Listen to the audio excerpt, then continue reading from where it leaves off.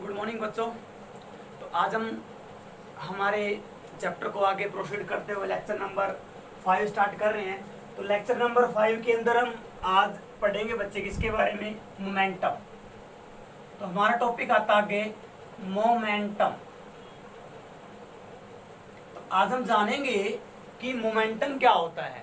तो जो ये वर्ड है, जो ये क्वांटिटी तुम्हारे पास यहाँ आएगी, तो बच्चे हमारी +1 +2 10th हर क्लास में यूज होगी।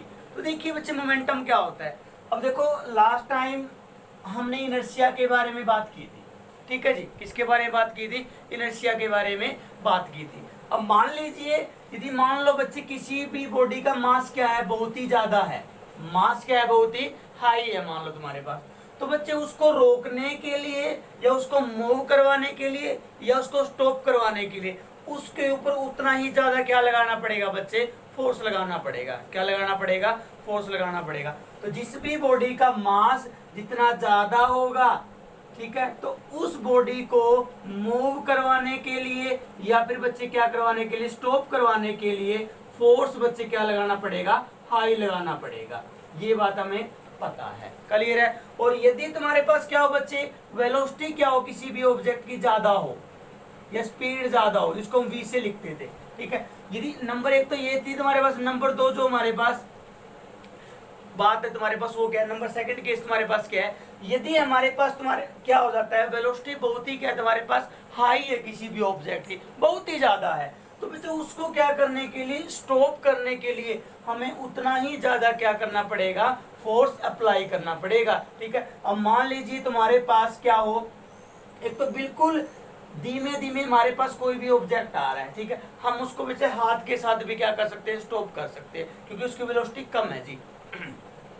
अब यही मान लो तुम्हारे पास क्या हो, एक चलती हुई तेज गाड़ी आ रही है, ठीक है, तुम उसको हाथ से रोक पाओगे? नहीं जी, रोक पाओगे तुम ही नहीं मिलोगे वहां पे, तुम ही कहीं इधर इधर उधर कहीं पे गिरे हुए मिलोगे। तो मतलब हम हाई स्पीड को कम फोर्स के साथ रोक नहीं सकते, ठीक है। तो उसको रोकने के लिए हमें क्या करना पड़ेगा, उतना ही ज्यादा क्या लगाना पड़ेगा, फोर्स लगाना पड़ेगा। आई बात समझ में? तो इसका मतलब मास ज्यादा है या वेलोसिटी ज्यादा है, तो उस केस में फोर्स भी क्या मिलेगा आपको, ज्यादा मिलेगा। आई बात से, क्योंकि उसके अंदर बच्चे यदि मान लो हाई, मैं मोशन की बात कर रहा हूँ, स्टॉप की बात नहीं कर रहा, क्या कर रहा हूँ, मोशन की बात कर रहा हूँ, ठीक है। तो यदि मास ज्यादा है तो उसकी मोशन तुम्हारे पास क्या होगी, उसकी मोशन को स्टॉप करने के लिए उतना ही ज्यादा क्या लगाना पड़ेगा बच्चे, फोर्स लगाना पड़ेगा, क्लियर है।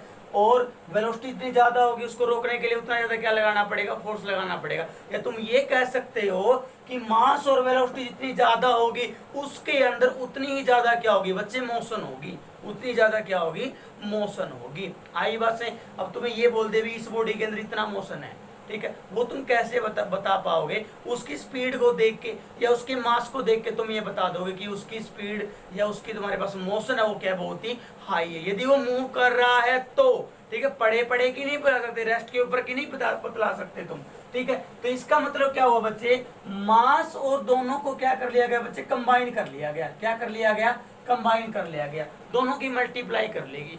दोनों को मल्टीप्लाई करने से जो टर्म आती है हमारे पास, उसका नाम बच्चे क्या पड़ा, मोमेंटम नाम पड़ा, ठीक है। तो किसी भी बॉडी का बच्चे मोमेंटम क्या होता है, निकालना हो, कोई भी बॉडी हमारे पास क्या कर रही है बच्चे, मूव कर रही है। अब मूव करती हुई बॉडी का आपको क्या बतलाना है, मोमेंटम बतलाना हो, तो आप ये देख लीजिए कि मान लीजिए हमारे पास ये कोई भी ऑब्जेक्ट है जिसका मास मैं कह रहा हूं बच्चे कितना, m है, और m मास है और v क्या, उसकी वेलोसिटी है।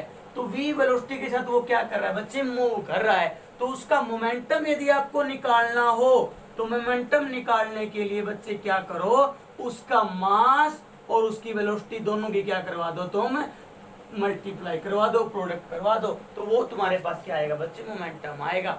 तो आपसे कोई ये पूछे मोमेंटम क्या होता है, हम बोलेंगे the product of mass and velocity of a body is called its momentum. तो उस बॉडी का मास मल्टीप्लाई उस बॉडी की वेलोसिटी क्या कहलाएगी बच्चे, उस बॉडी का मोमेंटम कहलाएगी, क्लियर है जी। और तो मोमेंटम की डेफिनेशन यहाँ से क्या बनी बच्चे, तो बोल सकते हैं the product of, product means multiply, the product of mass and velocity of a body is called momentum. तो उसको हम क्या नाम देंगे बच्चे? मोमेंटम नाम देंगे।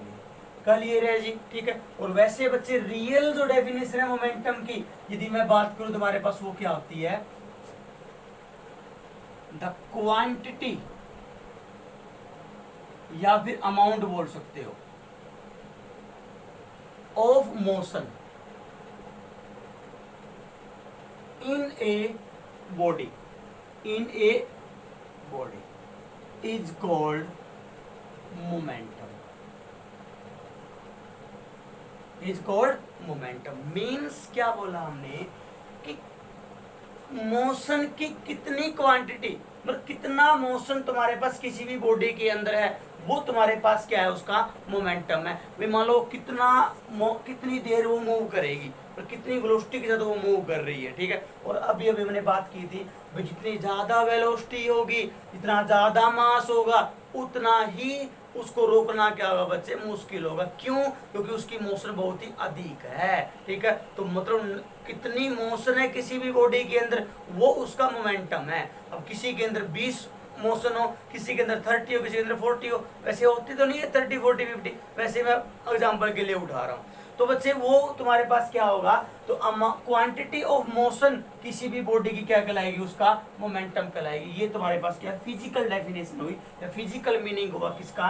मोमेंटम का। और रियल में हम डेफिनेशन हर बार बच्चे ये यूज करेंगे, क्या?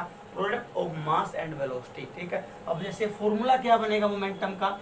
ऊपर वाली डेफिनेशन से हम फॉर्मूला बना लेते हैं। तो मोमेंटम तुम्हारे पास क्या बनेगा? मास मल्टीप्लाई वेलोसिटी। अब बच्चे मोमेंटम को हमेशा स्मॉल पी से रिप्रेजेंट किया जाएगा, याद रखना। Is equal to capital P से भी नोट कर सकते हैं बाकी। ठीक है। लेकिन कोई नहीं, हर बार हम स्मॉल पी ही लेके चलेंगे। मास हमारे पास क्या होगा बच्चे? एम हो गया। और वेलोसिटी तुम्हारे पास क्या होगी? वी होगी। ठीक है। तो फॉर्मूला क्या बना? P is equal to M V. तो ये मैथमेटिकल फॉर्मूला बना बच्चे किसका? लीनियर मोमेंटम का या मोमेंटम का। तो ये हम याद रखेंगे जी। क्लियर है? तो ये न्यूमेरिकल के अंदर हमारा जो फॉर्मूला होगा वो यूज होगा बच्चे। ठीक है। अब देखो, तो हमने इसकी डेफिनेशन तो पढ़ ली जी। ठीक है भाई, क्या होता है हमने ये जान लिया। अब आइए हम इसके ऊपर विचार करते हैं कुछ। देखिए, P is equal to M E, हमने लीनियर मोमेंटम का फॉर्मूला पढ़ा अभी। ठीक है बच्चे, ये देखिए अब बात आती है कि जो लीनियर मोमेंटम है बच्चे, वो क्या होती है? हमेशा एक वेक्टर क्वांटिटी होती है, याद रखना। तो it is a vector quantity. क्या होती है? Vector quantity. तो मोमेंटम क्या होगी?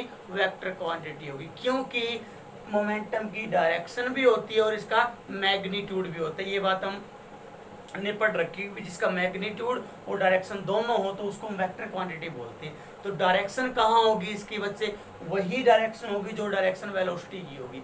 जिस तरफ वेलोसिटी है उसी तरफ आपको मोमेंटम देखने को मिलेगा। अब देखिए, बात आती है बच्चे इसकी एसआई यूनिट क्या होगी? SI unit of momentum. तो मोमेंटम की बच्चे एसआई जो यूनिट होगी वो तुम्हारे पास क्या होगी बच्चे? देखो, मास की क्या होती है बच्चे? किलोग्राम। क्या होती है? किलोग्राम। या मैं बोल देता हूं क्या? हाँ, किलोग्राम होती है जी। ओके, इसको हम केजी बोलते हैं। और वेलोसिटी की बच्चे हम पढ़ चुके हैं क्या? मीटर पर सेकंड। तो मैंने यहां लिखा क्या? मीटर पर सेकंड। मीटर पर सेकंड। तो ये एसआई यूनिट बनी जी। क्या बोलोगे? किलोग्राम मीटर पर सेकंड। शॉर्टकट में लिखना हो तो शॉर्टकट में क्या लिखोगे? किलोग्राम का केजी लिखते हैं बच्चे, मीटर का एम लिखते हैं, और पर सेकंड को हम हमेशा ऐसे लिख देते हैं। या फिर दूसरा तरीका हम ऐसे लिखते हैं, किलोमीटर पर सेकंड -1 पावर लिख के। ठीक है। यूनिट या ये बोल दीजिए, ये बोल दीजिए, तीनों एक ही यूनिट है। तो ये हमारी क्या हुई? एसआई यूनिट हुई किसकी बच्चे? मोमेंटम की। अब देखो, यदि मैं तुम्हें ये बोल दूं कि बेटा मैं ना एक स्ट्रेट पाथ था, उसके ऊपर मैं मूव कर रहा था। क्या कर रहा था बच्चे? मूव कर रहा था। तो मैंने आपको ये बोल दिया कि बेटा मेरी वेलोसिटी जो थी वो बच्चे 2 मीटर पर सेकंड थी। कितनी थी? 2 मीटर पर सेकंड थी, मतलब 1 सेकंड में मैं 2 मीटर चल रहा था। और मैंने ये बोला कि मेरा जो वहां पे मास है वो मान लीजिए तुम्हारे पास अप्रोक्सीमेटली, मैं मेरे खुद के वजन की बात करूं बेटा 70 केजी मान लीजिए, ऐसे ऊपर ही मिलेगा कुछ, अप्रोक्सीमेटली 70 केजी, कि मैंने देखा नहीं कभी मेजर करके, बहुत साल हो गए। तो 70 केजी हमारा क्या हुआ जी? मास हुआ। ज़्यादा तो नहीं है बहुत, ठीक ही है, इतना तो होना भी चाहिए। तो 70 केजी बच्चे हमारा क्या हुआ? मास हुआ। देखो, तो मैंने बच्चे से पूछा कि मेरा मोमेंटम कितना होगा। भाई मेरे को नहीं पता, मेरे को निकालना नहीं आता। बेटा तुम बतला दो। तुम कहोगे सर हम अभी निकाल देते हैं, हमें फॉर्मूला पता है। सर फॉर्मूला क्या होता है? मास गुणा में वेलोसिटी। तो बच्चे ने फटाफट से क्या लिखा? फॉर्मूला मैथमेटिकल लिखा, और m की वैल्यू क्या है? 70 केजी मल्टीप्लाई वेलोसिटी कितनी थी बच्चे? 2 थी, तो आंसर कितना है? 140, और w भी बड़ी केजी मीटर पर सेकंड। तो ये हमारा क्या हुआ? आंसर। तो मेरा मोमेंटम कितना होगा? 140 केजी मीटर पर सेकंड होगा बच्चे। ये क्या था? हमारा मोमेंटम का कंसेप्ट था। अब एक बात हो, यदि मैं ये बोल दूं कि भाई ऑब्जेक्ट जो है या बॉडी जो भी है वो मूव ही नहीं कर रही, क्या नहीं कर रही? मूव नहीं कर रही, it means it at rest. तो वो कहाँ होगी? रेस्ट के ऊपर। भाई रेस्ट पे है तो वेलोसिटी नहीं है। भाई वेलोसिटी कितनी होगी? 0 होगी सर, क्योंकि वेलोसिटी क्या होगी? 0 होगी। नहीं जोड़ रहा तो यदि वेलोसिटी 0 हुई तो बच्चे मोमेंटम कितना होगा? 0 की मल्टीप्लाई करो तो मोमेंटम कितना होगा? मास गुणा में वेलोसिटी होता है। तो मोमेंटम तो छोटो बाद की बात है, सॉरी मास की बाद की बात है, बाद में पता कर लेंगे। पहले वेलोसिटी 0 मिल गई तो आंसर 0 आया। तो इसका मतलब मोमेंटम तभी होगा बच्चे जब बॉडी क्या कर रही होगी? मूव कर रही होगी। क्या कर रही होगी? मूव कर रही होगी। यदि बॉडी मूव नहीं कर रही है तो उसका कोई मोमेंटम नहीं होगा। आई बात समझ?